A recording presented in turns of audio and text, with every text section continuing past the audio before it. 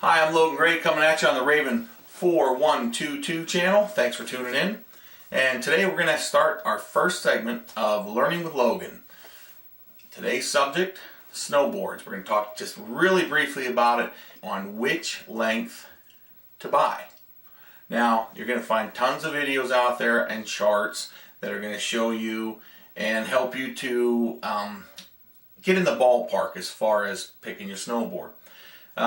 General consensus is your board length is going to be anywhere from here up to your eyeballs. Now, that's great and all, but it really doesn't help you when it comes time to buy it and you're thinking, well, what's the big difference if I go shorter or longer? So we're going to try to simplify this for you really quick. Longer board, picture you're driving a Cadillac. Nice and smooth going along. And it's just a nice cruiser, you know, you're hitting the bumps and it just kind of levels things out. Nice and steady. You know, you hit a pothole, you barely feel it. You go into a shorter board, you're going to feel those bumps. Okay, so you're deciding on which board length to go with. Do you want to get a little bit longer one, up eye level, or do you want a shorter one? What's the difference? Well, the big difference is this. If you go with a bigger board, as you're cruising down a groomed slope, and you come across a little bump or a little ridge or something, that bigger board more or less floats over it. You don't feel it as much. Now to make your turns, you're taking longer turns. It takes a little more energy to steer it, you know. But as your skills improve, that energy is going to be, you're not even going to think about it. You're just going to do it. The shorter board, on the other hand, you're gliding along, and if you feel a little rut or something, or a freshly groomed trail that might have the ridges that we all know, you're going to feel it on the shorter board. Other difference is floating. Now, if you're going off country and you're in a bunch of deep powder, a bigger board is going to float better, obviously. You know, you're talking basic physics here, pound per square inch sort of deal. So you're not going to sink into that big powdery stuff.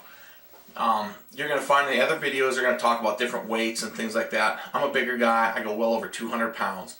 If I were to get a board that they recommended for me, I'm going to have one that's like up above here, out of the screen, you know. And I was worried about this when I bought it. So the first board that I purchased was actually this. I like to affectionately call the Big Kahuna. It was a Flow Merc. I bought it as a package deal. It included the bindings, the boots, and the board. So I bought this, and I went with, as you can see, if I put it up to my eye and compare across like this, just about nose height on me.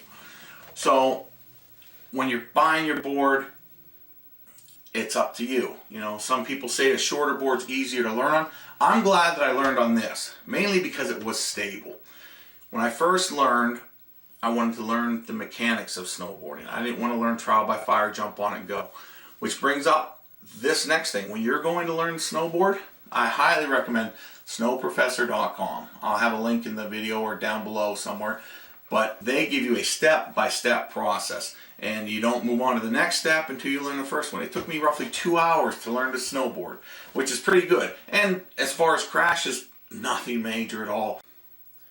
As I became more comfortable on the big board, I decided I might want to try and do a rail or something, but I didn't want to trash my board. So I found another board on eBay, which we'll pull up here and compare it.